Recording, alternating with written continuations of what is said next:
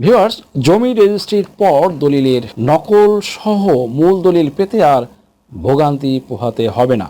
নির্দিষ্ট সময়ের মধ্যে সরকার সরবরাহ করবে এই দলিল। সেবা প্রার্থী চাইলে নির্দিষ্ট নম্বরে ফোন করে এ বিষয়ে বিস্তারিত তথ্য জেনে নিতে পারবেন। প্রথমবারের মতো সম্প্রতি সেবাধর্মী এমন বিশেষ উদ্যোগ কার্যকর করেছে ঢাকা জেলাধীন সব সাব রেজিস্ট্রি অফিস। অপরদিকে জমি বা সম্পত্তির ক্রেতার মোবাইল ফোন নম্বরে কল করে অথবা মেসেজ পাঠিয়ে দলিল সরবরাহ করার তারিখ জানিয়ে দেওয়া পদক্ষেপ নেওয়া হচ্ছে। দ্বিতীয় ধাপে এ কার্যক্রম আগামী বছরের 1 জানুয়ারি থেকে শুরু করা হবে।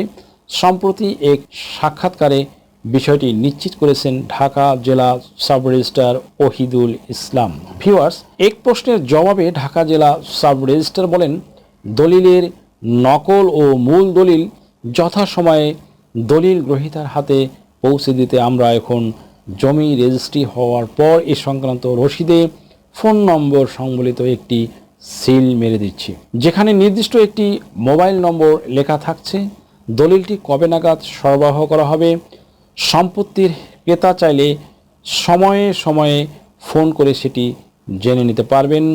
এছাড়া ভবিষ্যতে আমরা জমির ক্রেতা বা গ্রহীতার ফোন নম্বর ও সংরক্ষণ করব। এর ফলে দলিল প্রস্তুত হওয়ার পর প্রথমে মেসেজ পাঠিয়ে দলিল সরবরাহ করার তারিখ জানিয়ে দেওয়া হবে। এরপর সরাসরি কল করে জানানো হবে। ঢাকা জেলা রেজিস্ট্রারের কার্যালয় ছাড়াও জেলার আওতাধীন 23টি সাব রেজিস্ট্রি অফিস থেকে কোনো কর্মকর্তা এই কল রিসিভ করবেন। তার নাম, পদবি ও ফোন নম্বর সহ একটি চিঠি ইস্যু করা হয়েছে। তিনি জানান, আগামী 1 জানুয়ারি থেকে এই ব্যবস্থা চালু করার উদ্যোগ নেওয়া হচ্ছে।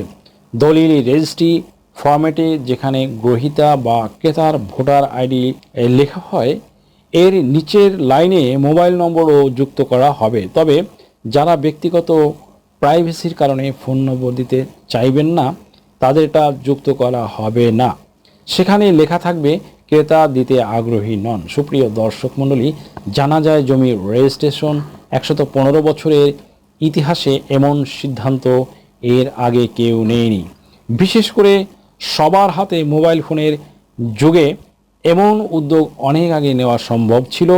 সময় মতো এটি করা গেলে দলিলের দেশ ও বিদেশ থেকে যে কোনো ধরনের হলফনামা, এফিডেভিট নিতে চান, কাবিননামা, নিকানামা যে কোনো ভাষায় অনুবাদ করে বিভিন্ন মন্ত্রণালয়, ইসলামিক ফাউন্ডেশন থেকে সত্যায়িত করে নিতে চান, শিক্ষা সনদ বা অন্য যে কোনো ধরনের ডকুমেন্ট শিক্ষা বোর্ড, শিক্ষা মন্ত্রণালয় থেকে সত্যায়িত করে নিতে চান, ধর্ম পরিবর্তন করে কোর্ট ম্যারেজ করতে চান, কুরিয়ার, ইমেইল, হোয়াটসঅ্যাপ, ইমো, মেসেঞ্জারিতে ডেলিভারি নিতে পারবেন। তাছাড়াও সরাসরি এসেও নিতে পারবেন। Mobile number 01724583880।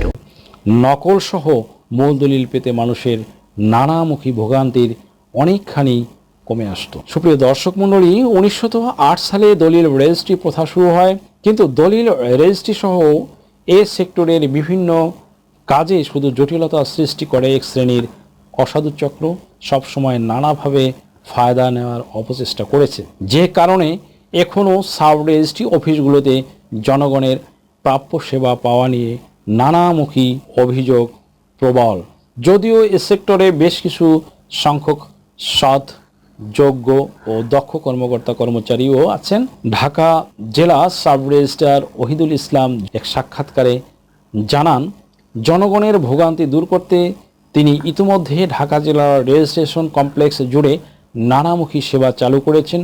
সক্রিয় হেল্প ডেস্ক ছাড়াও সেবা প্রার্থীদের বিশুদ্ধ পানি খাওয়ার পর্যাপ্ত ব্যবস্থা নিশ্চিত করেছে। এছাড়া সবচেয়ে বেশি জোর দিয়ে সেবা প্রার্থী সাধারণ মানুষের ভোগান্তি দূর করতে গণশুনানির ব্যবস্থা করা হচ্ছে। সপ্তাহে প্রতি মঙ্গলবার তিনি এটি করে যাচ্ছেন। তবে এই কাজটি তাকে প্রতিদিনই করতে হচ্ছে স্টাফদের। তিনি বলে দিয়েছেন, যারা যে সমস্যা নিয়ে আসবেন তাদের নাম, ঠিকানা ও ফোন নম্বর এন্ট্রি করে রাখতে। কোনো কারণে তিনি ব্যস্ত থাকলে তাদেরকে ফোন করে পরবর্তী সময়ে ডেকে আনা হচ্ছে। এজন্য একটি পৃথক রেজিস্টার মেইনটেইন করা হচ্ছে। এছাড়া প্রথমবারের মতো অতিরিক্ত দায়িত্ব হিসাবে একজন স্টাফকে পাবলিক রিলেশন বা গণসংযোগ রক্ষা করার বিষয়ে দায়িত্ব সোমবার অফিসিয়াল সুনির্দিষ্ট করে দিয়েছেন। এভাবে তিনি প্রতিদিন অসংখ্য মানুষকে সেবা দিয়ে যাচ্ছেন। এর বাইরেও তিনি সপ্তাহে অন্তত 3 দিন সারপ্রাইজ ভিজিট করছেন। ঢাকা জেলার আওতাধীন সাব রেজিস্ট্রি অফিস পরিদর্শন করে সেবা প্রার্থী সাধারণ মানুষের সঙ্গে কথা বলছেন। এ সময় কারো কোনো অভিযোগ থাকলে তিনি সেটি তাৎক্ষণিক সমাধানের জন্য প্রয়োজনীয় নির্দেশনা দিচ্ছেন। সুপ্রিয় দর্শক মণ্ডলী, তিনি আরও জানান, পুরনো দলিল ভালোভাবে সংরক্ষণের জন্য ইতোমধ্যে বেশ কিছু ব্যবস্থা নেওয়া হয়েছে। এখন সংশ্লিষ্ট ভবনটির উপরের দিকে আরও একতলা বর্ধিত করার প্রস্তাব অনুমোদন হয়েছে। এছাড়া তিনি পুরো বালাম বহি স্ক্যান করে ডিজিটাল অটোমেশনে নিয়ে যেতে চান। এজন্য পৃথক প্রকল্প হাতে নেওয়া হচ্ছে।